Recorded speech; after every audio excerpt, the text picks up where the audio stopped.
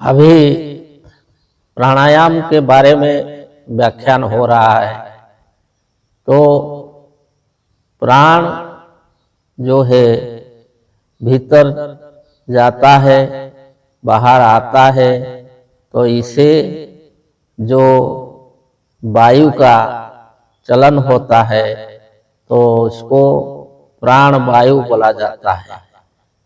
लेकिन ये चलन क्यों होता है, प्राण क्यों बाहर भीतर होता है, इसका एक कारण है कि पहले हम बताए हैं कि जो प्राण है, जो अज्ञात शक्ति है, वो हमारे शरीर के भीतर का सब जो क्रिया चल रहा है, जो खून दौड़ रहा है और जो दिल चल रहा है और धड़कन हो रहा है, तो उसमें जो रक्त का शोधन होता है और खाना पचता है, ऐसे तरह तरह के जो काम भीतर होता है, तो ये शरीर भी एक बहुत बड़ा जो कारखाना है। इसके अंदर जो कल पूंजियां है वो सब जो है जैसे बाहर कारखाने में काम चलता है, तो उससे जो कार्बन डाइऑक्साइड बनता है उसको छोड़ने के लिए वहाँ चिमनी रखा जाता है और चिमनी के द्वारा उसको बाहर निकाल दिया जाता है और फिर अंदर शुद्ध वायु प्रवेश किया जाता है। तो ऐसे जो हमारे शरीर में जो काम हो रहा है, तो ऐसे वो क्रिया से शरीर के अंदर जो कार्बन डाइऑक्साइड बनता है तो वो शरीर के लिए क्षतिकारक होता है। तो प्राण जो है उसको बाहर निकालता है, जो नाक के रास्ते में जो बाहर को निकाल देता है, फेंक देता है, और फिर बाहर से जो है जो शुद्ध वायु जो ऑक्सीजन बोलते हैं उसको वो भीतर लेता है। तो वही जो कारण है, इसलिए इसका चलन होता है।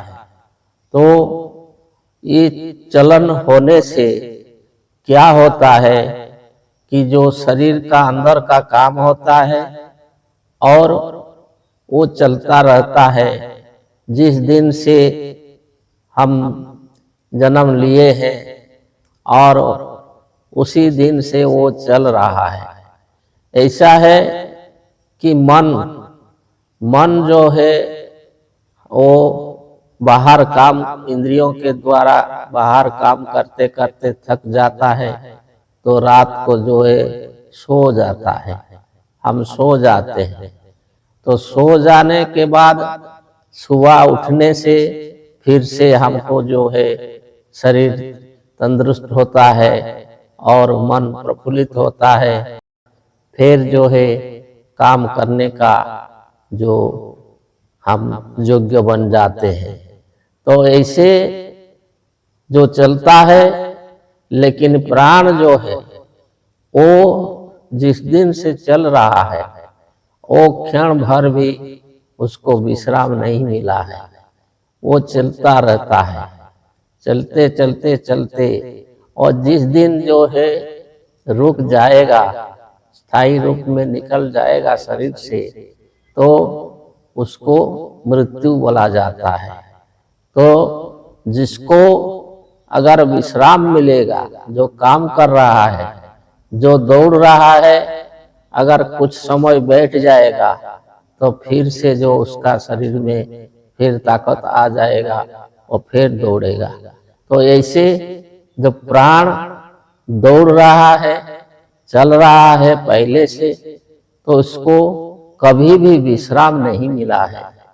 तो इसलिए जो योगियों ने, जो हमारे मुनि ऋषियों ने ऐसे जो उसको आविष्कार किया क्रिया को, कि जो योग को, कि जो योग के द्वारा, योग के क्रिया के द्वारा जो प्राण को विश्राम दिया जा सकता है, प्राण कुछ समय विश्राम ले सकता है और वो अपने आप में स्थिर हो करके रह सकता है।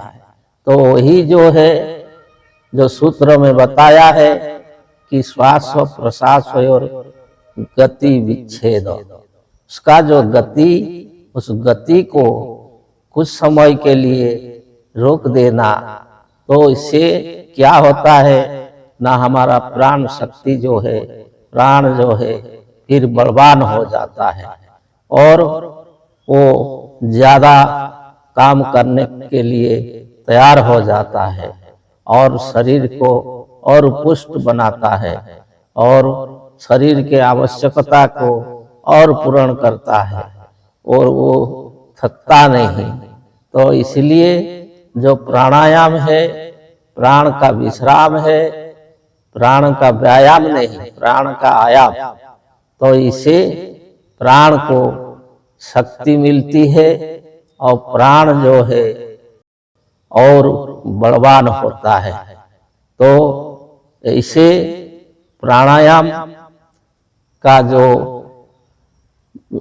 क्रिया है, उसको योगी कैसे करने से वो प्राणायाम ठीक तरह से होगा, उसको फिर आगे बताएंगे।